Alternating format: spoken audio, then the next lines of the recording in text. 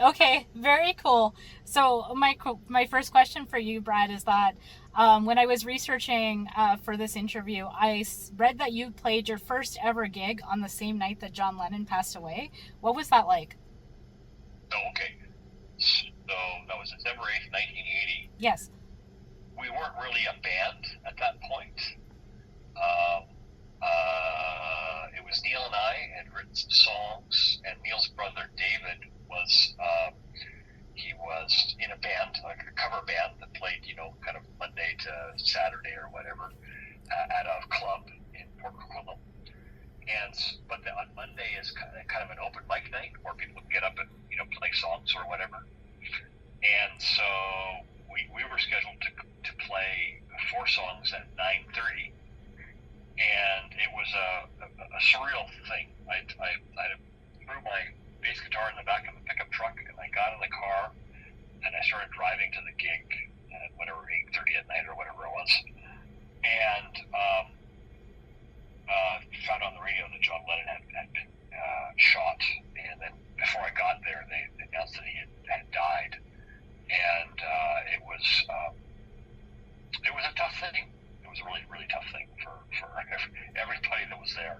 Anybody that plays music or listens to music or appreciates the Beatles, Mm-hmm. especially us who love the Beatles. So Yeah. it was a bizarre thing. Our first official show was shortly after that. It was with a different drummer. We found another drummer and broke him in quickly and played on December 31st, 1980. So New Year's Eve, we got a New Year's Eve show. Wow. That must have been surreal. Yeah. It was indeed. That's how I would describe it. It was really exhilarating and completely awful at the same time. Well, it was You just got through it. Yes. Yeah. We did. I think we did two cover songs, and then two of Neil's originals. So we did. I think we did. I sang two, and then Neil sang two. Yeah, that was it. Yeah. okay. So my next question is, "I Go Blind," of course, is one of your absolutely famous songs that we all know and love. And it was covered by Hootie and the Blowfish, and there was a version of it that appeared in Friends. So, what I would like to know is, are you a Friends fan yourself? And if you are, what is one of your favorite episodes that you absolutely enjoy? So yeah, Friends is it's kind of like a half a generation behind me. you know. Um, so yeah, I enjoy the banter, the interaction, the dialogue. All six characters are great. I like the Chandler character. Yep. I think he was my favorite. Um, so probably the one where they're going to go see the Hootie and the Blowfish show, and three of them can afford to go because they're all professionals and they make lots of money, and three of them can't afford to go because they're either unemployed or they're aspiring actors, or they're staff at a coffee shop. So I think I like that one the best. That's awesome. I love it.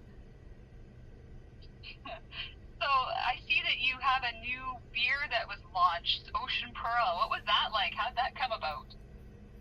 We were approached by new breweries in Delta, BC, Barnside Brewery and Four Winds Brewery, and they knew that we had this show coming up in Delta, and they're fans of the band, and they make beer, and we like beer. Yeah. So they said, "Hey, what do you think?" And we said, "Sounds great." And then they said, "What kind of beer do you like?" So of course we like every beer, but we settled on what we called the West Coast Lager. Yeah. So it's like a lager, but it's made with local hops. So there's a slight tang to it and a little bit of citrus that you can get off the hops. So very accessible beer. It appears to be doing very well, but we'll see. Is it available across Canada or just in BC? BC. BC? Yeah. so I'm gonna have to do a road trip. I was gonna say we gotta drive over and get some. I mean, I'm celiac, so I can't have beer, but I will definitely buy one just to put with my Canadian collection. Yeah, I would email Four Winds Brewery and ask where you could get it, and who knows? That's what I would do. I'll put the link in the article. There you go, Four Winds Brewery. Yep. And I'll put it in my social media. Do you sell them at your shows? Because I know some bands. Well, some bands do, right? Iron Maiden does, and yeah. Yeah, we don't sell beer at our shows. Okay. No, that's what we. No, but like in the concession area. So we did the show at Delta. It was a public show. You had to kind of buy. It was a cheap ticket. And we had 5,000 people there in a field in the Delta Southlands, and very near Four Winds Brewery, and that's all they sold was our beer, and it went very well. And then you could buy it there right at the brewery as well, so in cans. Cool. So yeah, so we did sell it at one show. Very cool. That's good. Well, I was thinking at the Taste of Edmonton show, right? Because they have the beer gardens there, like if it would be in the concession area with the rest of the beer. Yeah. Yeah. No, I totally get it. Yeah. Why not? Right. That would have made sense. Yeah. That's where I was going with it.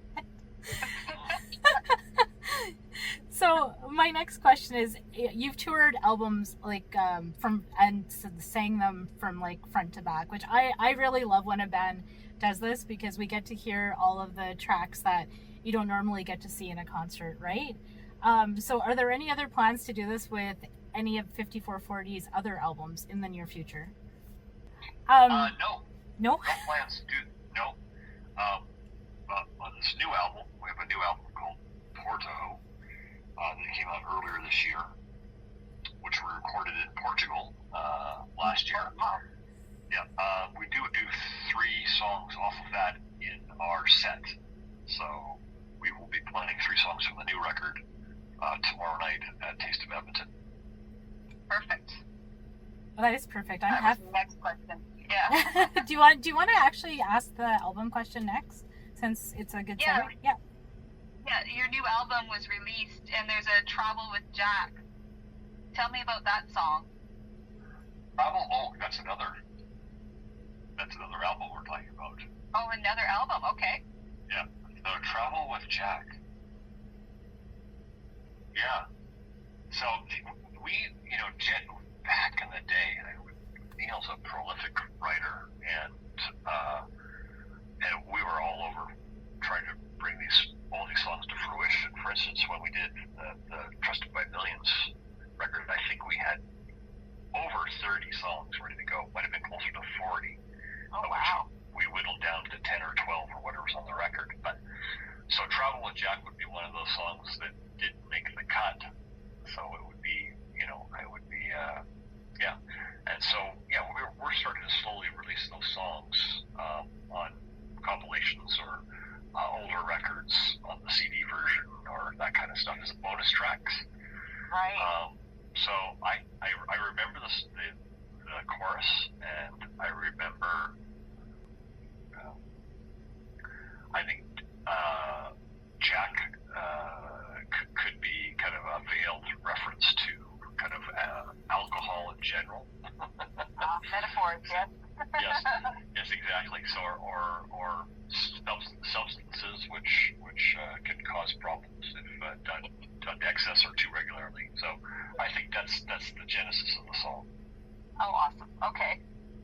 I was just going to segue, because I'm half Portuguese and I have a lot of Portuguese followers, so I was kind of curious what the recording process was like in Portugal and what you thought about Portugal overall. Love Portugal. The record's done obviously in Porto. Neil was quite familiar with Porto. He had walked the Camino twice from there, and had spent time in the city before he, went on his journey.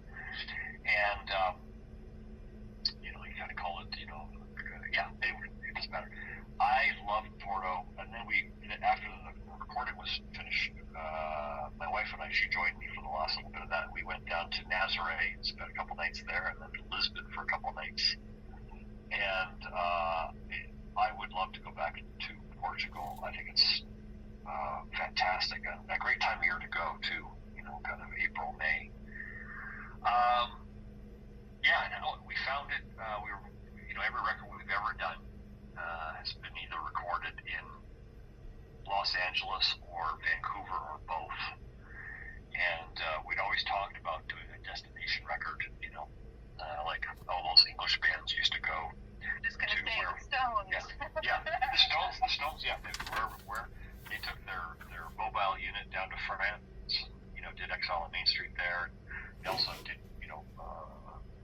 records in the Caribbean, the West Indies. They did it in, Muscle Shoals, LA, and they recorded all over the place. Yeah. And we want to do something like that, where we could sort of hole up in a place and sort of, so there'd be time together. And yeah, it was a very intense recording experience. Very much that was what we did, So you get up in the morning, it was all about, kind of getting in the studio and putting in a full day and then coming back and decompressing and, talking about a bit of a post-mortem and what had to be done the next day and then you went in again the next day.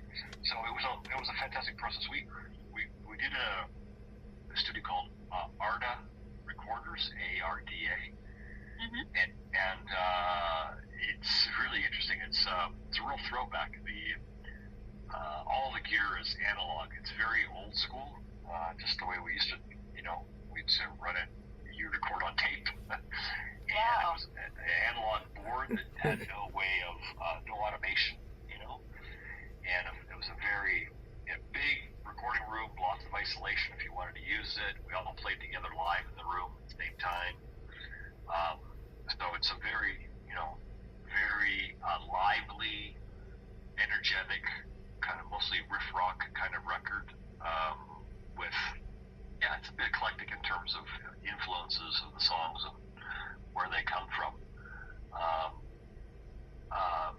But there's kind of a sonic theme and a lyrical theme, and I think it really holds together. We're very proud of it. Yeah, I definitely like to check it out for sure. Mm-hmm. We'll put the links on that as well. Okay. Go ahead, Maria. Okay, so my next question is, I hate to admit this, but I've never seen you live in concert. Okay.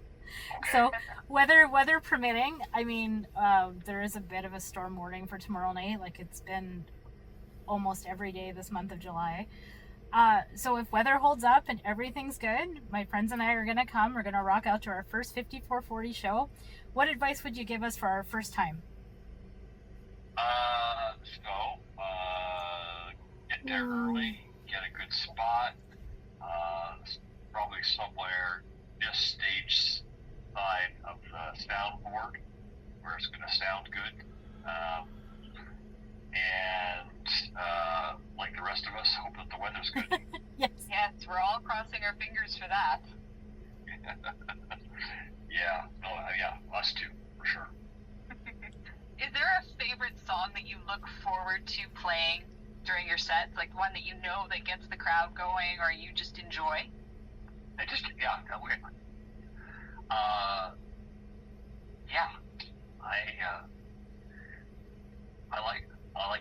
like everything we do, like every note we play live. For us, so when we started out, we felt we were on kind of a mission, and we were very, on the front foot. We had a kind of a punk rock attitude. Yeah. And really leaned in. And now, 45 years later, we consider every time we play a celebration. More like let's have fun, eh? Yeah, let's have fun, eh? Exactly. And everyone in the band feels the same way. We feel like we're communing. It's a communion with everybody that comes to see us, right? So we're all in this together. We're all going to go through something together, and we're all going to come up the other side and hopefully feel better. Yeah. So have a good time. Yeah, have a good time. So that's kind of the way we approach things now. Yeah. Did you have anything else, Maria? Actually, yes. So I know that you have recorded an unplugged album. So I was curious, how you feel, what the difference is between recording in the studio versus an unplugged album. Like, what was your experience recording the unplugged album? Well, yeah. So that's a great sounding record. You know, Mm-hmm. like our last three records, I think, are as good sounding records as we've ever done. Yeah. Which I think, obviously, it's a credit. I think it's a credit to everyone playing in the band that understands tone and also the people we work with. Right? They can kind of bring that out. It was fun. A lot of that was kind of once again live off the floor that we did with audience. There was a few overdubs, and I think Neil did most of the vocals again. I can't remember, but we were quite enthused, and we took it as an opportunity to reinterpret some of these songs. Obviously, rather than just sort of play them exactly as we do otherwise, except for the instrumentation, right? So it's a very fresh sounding record, so that's how it's different, and that's how we approached it. And I think it's has the potential to be received well much after we're no longer a band. So, but we'll see. Legacy. Right, legacy. Yeah. But we need you to tour for a long, long time still. Yeah. Do you have any upcoming? Sorry. I was going to say, thanks for the help there, Janice. Yeah. Legacy is a weighty world. It's a word, I should say. It's we do think about it from time to time, but we tended to sort of concentrate on what's right in front of us rather than sort of long-term things. But when when I get a chance to talk to you and Maria, it's a chance to reflect a little bit and then sort of think in sort of broader terms. Yeah. Yeah, and as we all get older, you look back, you're sitting on your porch, and you're like, yeah, I did that. Yeah. All the good, all the bad, and all the in-between. Well, I Exactly.